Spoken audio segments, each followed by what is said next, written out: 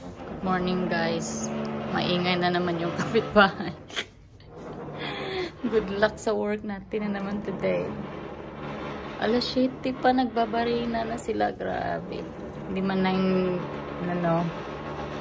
inantay na mag 8. Alas 7 pa talaga. Nagising ako dahil nagulat ako sa lakas ng barina. Kain tayo tinapay guys. Ito pala yung eyeliner ko. Itim-itim. Yan dalawang tinapay. Bigyan ko ng cream cheese. Meron pala akong in-unbox today. Ito. Fitbit Charge 5. Pang pang workout na tawag nito.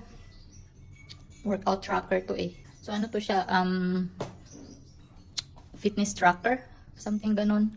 Advanced fitness plus health tracker pala. So, siya, mag-track ng yung pagtulog mo, yung tawag nito, heartbeat, tapos breathing rate, mga ganun-ganun. Kailangan siyang gamitin pag nag-ano ka, nag-fitness. So, limbawa, nag-walking, yung steps. Okay naman yung phone din gamitin pag nag-walking mo kasi nag-appear din naman doon kung nakailang steps ka na. Kaya lang, hindi siya convenient kasi habang nag-jog or nag-walk ka, bit-bit mo yung phone mo. Tapos minsan hindi accurate. Kaya ito yung binili ni D, yung Fitbit Charge 5. Huwag na tayo sa Apple kasi huwag na tayong mga ambisyon. Sobrang mahal. Tsaka hindi na ako mahilig sa gadgets. Kung ano lang yung parang para sa akin importante na gadget, like cellphone, ganun. Yun lang. And then, yeah, excited ako suotin yan. Chinarge ko pa. Ito pala siya. Nag-unbox kasi ako kanina. I mean si D. Tapos, hindi ko na-videohan. So, ito, mayroon siyang extra strap. Gusto ko yung kulay niya, na bet ko. Chinarge pa namin siya. Kita ko sa inyo. So, sa mga nagpi-fitness dyan, mas to siya, mas affordable. So, yun siya, Gustong gusto ko yung kulay. Tapos, soft pa yung, niya, band. I mean, itong strap. So, charge ko lang. Tapos, maya-maya, may download tayong mga app for fitness. So, let's go guys. Let's go fit. Sana all. Kasi parang naman ako ngayon. Na-motivate naman ako mag-fitness ba. Dati kasi nag-fitness kami kasama yung mga friends ko sa hotel. After ng work. Grabe, wala kaming kapaguran after ng work. Tapos, diretso. Jogging or walking or group exercise. Mga ganun-ganun. Kaya, nakakatuwa. Kasi, na-feel mo talaga yung yung changes, yung parang yung hagdanan sa Majestic, yung inanuhan ko nung isang araw, nung Sabado. Kayang-kaya ko lang yun, parang hindi ako hinihingal. Pero ngayon wala na, hindi ko kayang mag-akyat ng hagdanan, mga 4th floor, wala, hingal-hingal na ako niyan. So malaking tulong talaga yung yung pag-exercise. So yan, tingnan natin guys kung may mangyayari bang transformation. Lunch break muna ako guys.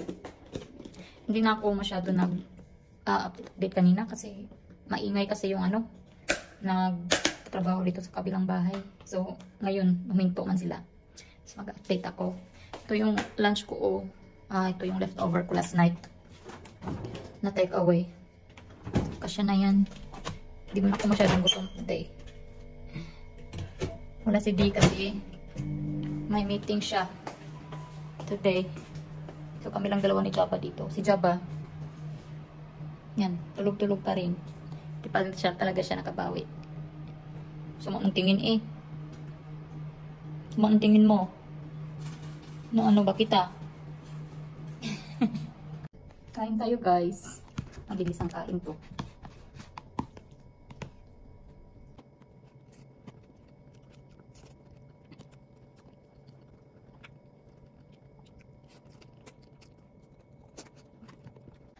Tapos na ako sa trabaho ko guys. Ang saya-saya. 5 minutes na lang. Si Jabba Gusto niyang lumabas kasi nandyan yung yung gardener. Sinasara palagi ng gardener itong pintuan. Yan, sinasara niya yung palagi para si Jabba hindi makapag sa kanya doon. Disturbo. Gusto ko yung pang niya ng dahon, yung blower. Kasi mabilis lang. Diba? Ganyan siya kabilis. That was Sadaman. Why you keep on barking? That's Saddam. Huh? That's him. You go get Saddam, go. Go get Saddam. Ako na. Tinuturuan ng masama yung aso. Tapos yan, pinupulot niya pala after niya ma-blower lahat dun sa may gilid. Yan, pinupulot niya yung mga dahon. Kalimutan ko. Alis pala kami di later. Alas 7. Bali, alas 7 yung booking. So, nilabas ko yung tilapia at saka chicken thigh kanina. Kasi, as in, nakalimutan ko talaga. Pagdating niya, sabi niya, magluluto ba daw ako? Alis kami. Kaya binalik niya ulit. Grabe, nakalimutan ko talaga yun. As in. Pero nakakatamad man. Uy, parang gusto ko lang magstay dito sa bahay. Tingnan niyo yung kulay ng guys.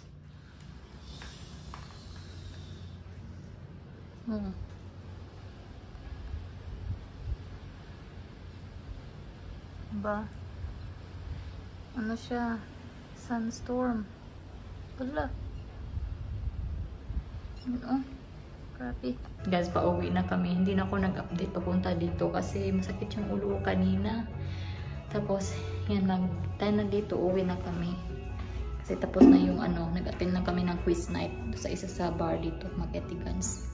Nanalo kami 4th place. So, meron kaming free yoga admission. 5 beses. So, diba? Mabalik daw sila ulit sa Monday. Uwi na kami, guys. Kasi naantok na kami. We won! Yoga classes. You got 10 yoga classes. We've got 5 each. Saya-saya kanina. Hindi lang ako nakasagot ng marami. Kunti lang nasagot ko. Mag-good night na ako, guys, kasi alas 12 na dito ng madaling araw. Kakarating lang namin ni Dee. Then, nilakad ko si Jaba saglit. And then, yan na. Matutulog na tayo kasi late na naman.